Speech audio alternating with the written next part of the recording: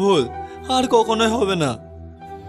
হ্যাঁ আব্বা, আপনার সমস্ত সম্পত্তি আমরা আপনাকে ফেরত দিয়ে দেব। আমাদের জেলে দিও না। আমি বলি কি, তুমি ওদের ক্ষমা করে দাও। ওরা তো ছোট, বলো, ভুল করতেই পারে। ক্ষমা ক্ষমা করতে পারি, তবে তোমার কথাই না, আমার মেজো ছেলে আর মেজো বৌমা যদি ক্ষমা করতে বলে তবে। ভাই তুই আমাকে ক্ষমা করে দে।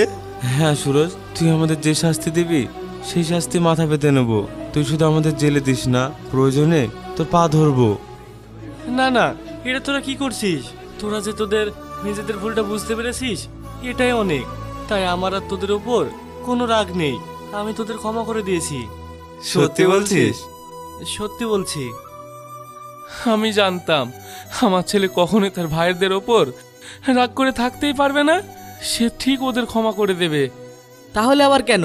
বাপ ছেলে সবার মান অভিমান ভাঙিয়ে দিলাম, এবার সবাই নিজের নিজের অধিকার নিয়ে আবার সব কিছু শুরু করো। সত্যি আপনাকে যে কি বলে ধন্যবাদ দেব?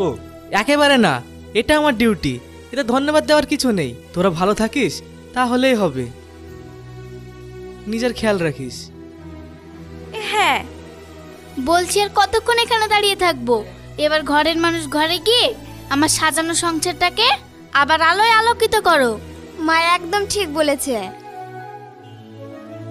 চলো নাসরিন, এবার আমরা ভিতরে যাই। হ্যাঁ